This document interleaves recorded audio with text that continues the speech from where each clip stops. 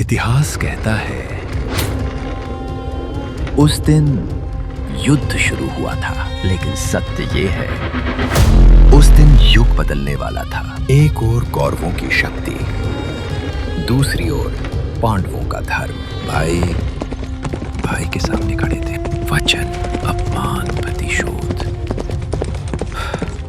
सब आज रणभूमि में उतर चुके थे। और तभी आया वो रथ जिसमें बैठा था अर्जुन। जब संसार संदिग्ध था तब समय स्वयं बोल रहा था। अर्जुन ने सारथी नहीं देखा, उसने संपूर्ण ब्रह्मांड देखा और युद्ध अब निश्चित था। माधव, अपने ही कुल पर अस्त्र कैसे उठाऊं? अर्जुन, मैं काल हूं।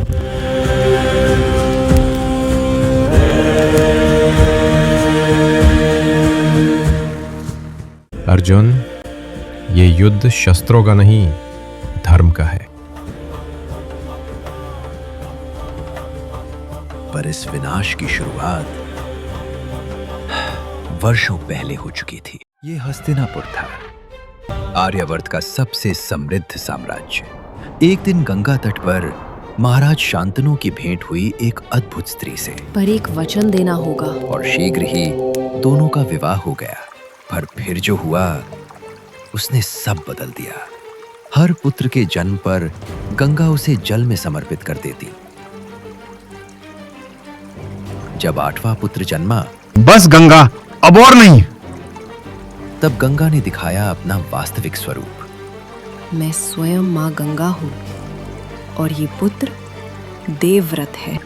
वर्षों बाद देवताओं से ज्ञान और शस्त्र विद्या पाकर माँ गंगा अपने पुत्र को लौटा लाई।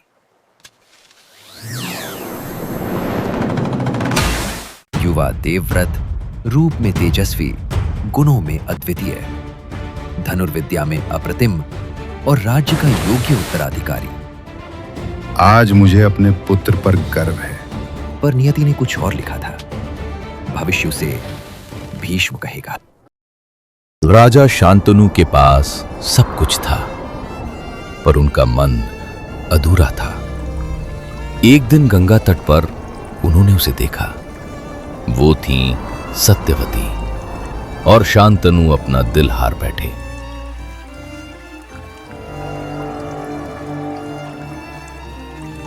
यदि विवाह करना है महाराज, तो मेरी बेटी का पुत्र ही राजा बनेगा। देवव्रत के रहते शांतनु ये शर्त मान नहीं सके।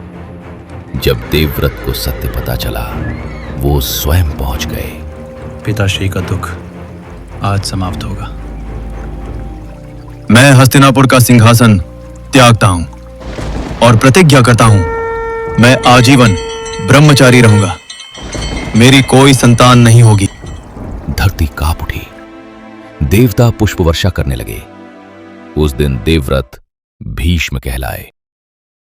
महाराज शांतनु के बाद भीष्म ने हस्तिनापुर का राजकाज संभाला। पर आज गंगा पुत्र क्रोधित हैं। काशी नरेश ने स्वयंवर का आमंत्रण नहीं भेजा। इन राजकुमारियों को मैं हस्तिनापुर हेतु ले जा रहा हूं। जिसमें बल हो वह मुझे रोक ले। के बाण वज्र बन बरसे, रथ टूटे, ध्वज गिरे, वीर भूमि पर गिर पड़े। एक अकेला महायोद्धा सैकड़ों पर भारी पड़ रहा था। क्षण भर में मार्ग शून्य हुआ।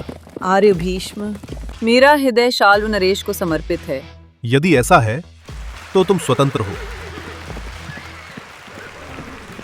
जिसे भीष्म जीतकर ले गए, उसे मैं कैसे स्वीकार करूं?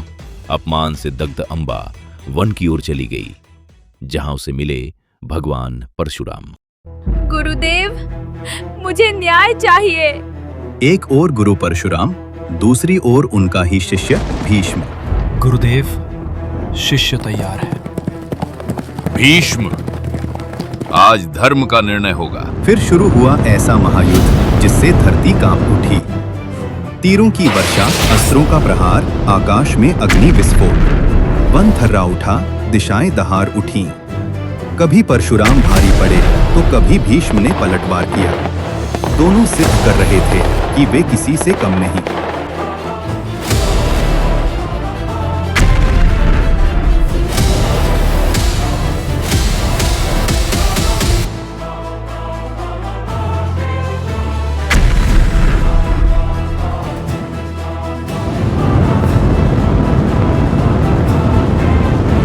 तभी भीष्म ने उठाया वह दिव्य अस्त्र जिसका भेद केवल वही जानते थे।